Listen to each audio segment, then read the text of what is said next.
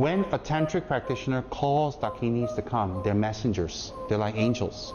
The Dakinis come to pass a message, sometimes to give an initiation, sometimes to give a dharma talk, sometimes to give you a warning. The trailer Nope just dropped, and we need to talk about it. After making Us and Get Out, we already know Jordan Peele has something special planned for us. The trailer starts by introducing us to the main characters, who are the only black-owned horse trainers in Hollywood.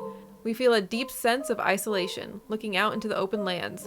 You know those dancing things outside of car retailers? They are commonly referred to as tall boys, but in the past they were called sky dancers, which is very important for this trailer because they are everywhere. The unpredictable motion of these flailing figures looks alien. A lively song sets the stage, but the room quickly loses its energy. Keke Palmer appears to be dancing, almost in a similar way to the sky dancers. Off in the distance, there are two sets of lights that slowly dim. We hear a scream out of nowhere and a horse bolting away from someone dissolving into dust. Up until this point, the trailer has had a very positive energy, but the tides have turned. Every scene transitions with the beat adding to the tension. A horse is unveiled in front of an audience while the man seems transfixed by something in the air. All the sky dancers deflate in unison. As we continue, we see creepy alien plushes for sale. In this person's motorcycle helmet, we get a glimpse of a black circle gliding through space. After seeing this part, I realize it looks identical to the one on this guy's shirt earlier in the trailer. Suddenly, everything becomes about the sky. The crowd looks up, the cameras pan towards the clouds. Even Glenn from The Walking Dead is caught in a trance-like state. A small dark shadow floats across the screen. Every transition has layers of meaning. The crowd walking across furniture could symbolize that aliens are among us, hiding in plain sight. An eye on the TV opens, giving us the feeling we are being watched. For a brief moment, we get an idea of what the aliens potentially look like. Pure terror can only describe these next moments. This family tries desperately to escape the ever-looming threat, but is consumed by the storm. There is a lot to unpack in this trailer, so let's jump into it. If you enjoy this content, like and share it with your friends. Also, don't forget to hit that sub button and notification bell so you'll always see my latest content. I've seen this trailer at least 20 times, and it's still mind-bending. There's no denying that Jordan Peele is an expert in his craft. I think to create a good theory, we have to have a solid foundation to build from. The first thing worth mentioning about this trailer is the constant alien imagery. The tall boys, the stuffed animals, the alien shadows in the sky tell a pretty cohesive story. I think it's safe to assume that the humans in this movie have come into contact with extraterrestrial life at some point. The humans deify the aliens, selling merchandise with their likeness, but how they interact with people seems to be of utmost importance. Throughout the trailer, dialogue is pretty sparse. The opening scenes and middle section are all we have to go off of. One interaction seems especially important. Daniel Kaluuya asks Keke Palmer, "What's a bad miracle?" So why does this character ask this question? I have a theory that the horses in the trailer are sacrifices to the aliens in return for a potential miracle. That's why when they unveil the horse, the mood shifts. Everyone focuses on the sky as the aliens arrive to take their claim. Let's go back in time to the scene at nighttime. We hear a shriek of some kind, and the horse bolts away. If we assume the aliens want horses for whatever reason, then we have a motive for this interaction as well. Think about the horse imagery that's scattered throughout this preview. There are more obvious examples, but even the small details in the background drive home the idea that these creatures are important to the narrative. Or how about the sky dancers?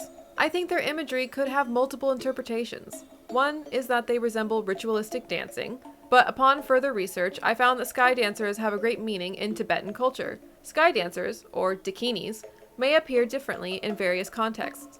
When needed, she may appear as fierce and intense or playful and nurturing. At other times, she may appear outrageous or repulsive in order to cut through conceptual thinking and mistaken perception. She may appear as a human being, as a goddess, either peaceful or wrathful, or she may be perceived as the general play of energy in the phenomenal world. If we assume that the aliens represent dakinis, then we can start to get a fuller picture of the world of Nope. At one point in time, they gave the humans wonderful gifts. Miracles, some called it, but the aliens left. So humans set up sky dancers all around as a means to summon these beings back to Earth.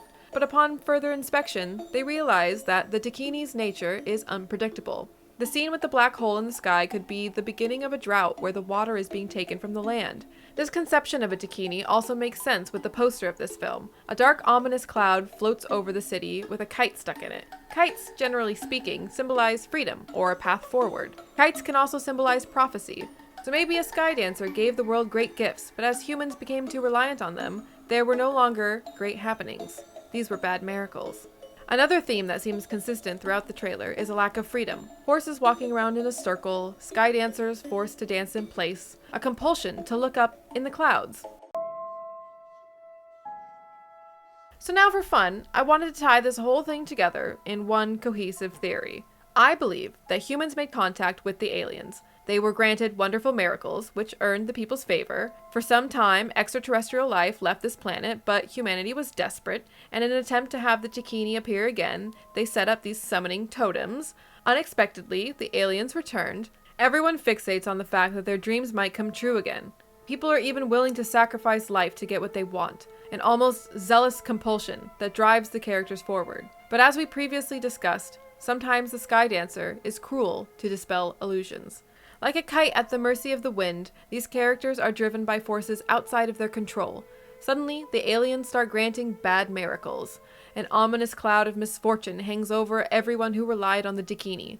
The music, imagery, and cinematography all convey a unifying message. Be careful what you wish for. Listen to the chant in the background music. Almost asking the characters, this is what you wanted, right? I love this trailer so much. Jordan Peele is a master at building tension and intrigue without spoiling too much. Let me know down in the comments, how'd you like this breakdown? What do you think the imagery in this trailer represents? I'd love to hear from you. When a tantric practitioner calls Dakinis to come, they're messengers. They're like angels. The Dakinis come to pass a message, sometimes to give an initiation, sometimes to give a dharma talk, sometimes to tell you, give you a warning. When you call them by mantra and ritual, they come immediately. When they come, they bless you, they bless the people and the environment. Perhaps they think a Dakini is always very beautiful and gentle and kind and mother-like and nourishing and strong woman and so forth. I don't think they really have met one.